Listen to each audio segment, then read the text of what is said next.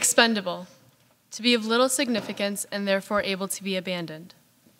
It's funny how a dictionary definition can explain the array of emotions someone can have in as little as 11 words. 11 words that define the mindset where you're constantly doubting yourself whether you're needed or even wanted. It's a mindset I've lived with for a while now. Constantly doubting myself when I feel as though people would be better off without me. I used to always plaster a smile on my face because I had this need to make sure other people were happy, even when I wasn't. In the summer before grade 11, one of my best friends, my sister, my person, left to go to school in America. We had a big friend group, and each of us had our own little friend groups within that. She was mine, and she wasn't there anymore. That's when I realized I didn't know if I fit in anymore.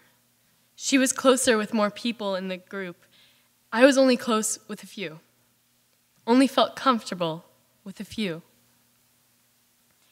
However, they were super close to each other too, and that's when I began wondering if I was intruding or being a nuisance. Because all I wanted was to feel included. I know it's terrible to think like that about your best and closest friends, but it wasn't them. It was me. So I detached myself from the extended group. I was still nice, but we were never that close, and I finally saw that. I kept my best friends around me no matter what, because I know I needed them. And I smiled. I kept smiling and laughing and having fun until I could stop faking it. Until it became easier to ignore the voice in the back of my head saying, they'd be better off without you. Now, it's different. That voice isn't in the back of my head anymore, and it's not only me. It's everyone that identifies as a Muslim. With recent events in the media and in the world, more and more people have been given the platform to express their bigoted views. They have prejudices towards me, my culture, my religion. Nowadays, being Muslim is synonymous with being a terrorist.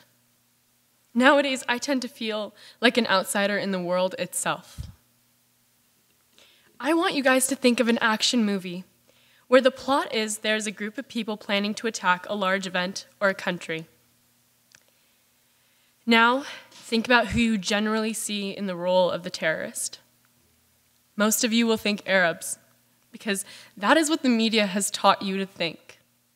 That is what we've been trained to see when we think Arabic or Muslim. However, Islam is a religion of peace and love. We have the same morals and values as Christianity, as Judaism, as Buddhism, and many more. We are not different. What we believe may be. But the people who call themselves Muslim and perform these horrendous acts, the people you see in the media, are only trying to slander the religion and the people in it. They are excluding every Muslim from their communities, their schools, their workplace, for the sole purpose of being a Muslim. This brings forth the voice in the back of our head saying, you are not wanted, you are not needed, you are worthless. This voice is now brought to life through the actions of racism. I hear and see jokes online about Muslims being terrorists. Another platform is given to people, allowing them to display their racism behind a computer screen.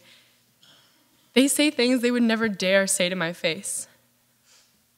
Have you ever heard a terrorist joke and kept quiet or even laughed?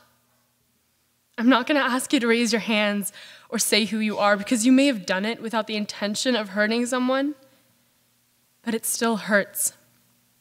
Saying it's only a joke doesn't magically mean it's okay to say it. It just means you found yourself an excuse. One that I recently saw on social media was, what's the difference between a Muslim and a vampire? At some point, the vampire will stop being bloodthirsty.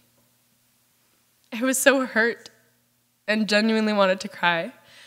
when I heard this because people were joking about my religion without thinking about the repercussions. When did it become okay to discriminate against an entire group of people because of the actions of a few?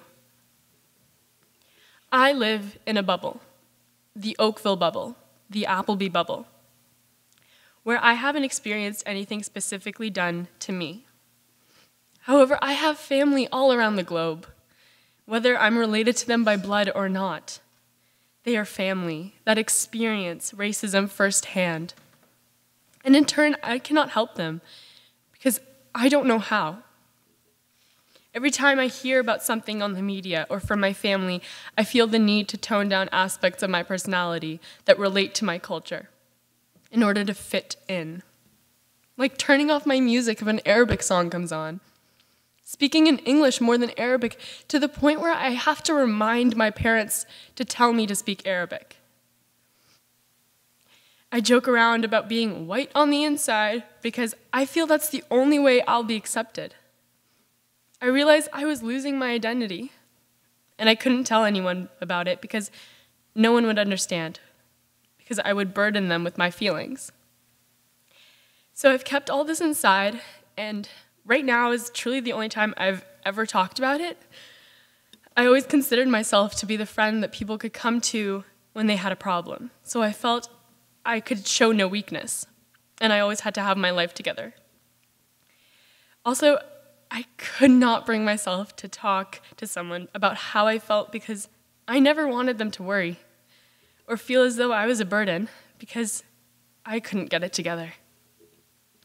I've walked with this load on my shoulders for so long, and it was finally time to let it go because I found a safe space. There is one place where I never felt expendable. One place in my life where I've constantly felt needed. And as cliche as that may be, that part in my life was service work. One morning, I remember talking to Pete, our wonderful senior school prefect, and he asked me, why service? And I just replied that it is something I love and enjoy doing, and that feeling I get when I help others, it's indescribable. What I never told him is that I also do it because I can make everyone feel welcome and included. I prefer doing service work with people and interacting with others because that way I can make sure no one ever feels expendable. I would rather sit with a Syrian refugee and hear their story and teach them a little bit of English than donate some clothes. I'd rather go and play games and interact with people with disabilities than donate money to finding a cure. I'm not saying I don't do both. I'm just saying that personal relationship that allows people to feel needed, it allows me to make relationships with people that are so amazing, and I would never have met them without service being such a big part of my life. In service, it doesn't matter what your background, your sexual orientation, your gender, your age. There's always a place where you're needed. Also, I'm thankful to be in Appleby, where I don't feel the need to hide my culture and background because everyone I've ever met in this school is so accepting and wonderful. I've spent almost 6 years here, and I don't know how I'll ever be able to let it go because at heart I'll always be a blue dog. So my little message for you is those amazing people in your life that allow you to be 100% you, cherish them. Because I have no idea where I would be without my friends. And I haven't necessarily changed due to my experience, but the relationship with those around me has become stronger and will last forever. Now I'm wondering about the kinds of conversations I'll have with my friends after this, and for once I'm ready to tell them how I feel. Because I know I'm their friend, not their burden. I'm hoping what I spoke about today will help you look a little bit deeper and realize everyone can go through something without it being public knowledge. Also, that talking to people is the best decision because you never know how people will support you until you talk to them. Find something that makes you happy and welcome it. So if you ever feel alone, There are people to turn to no matter what.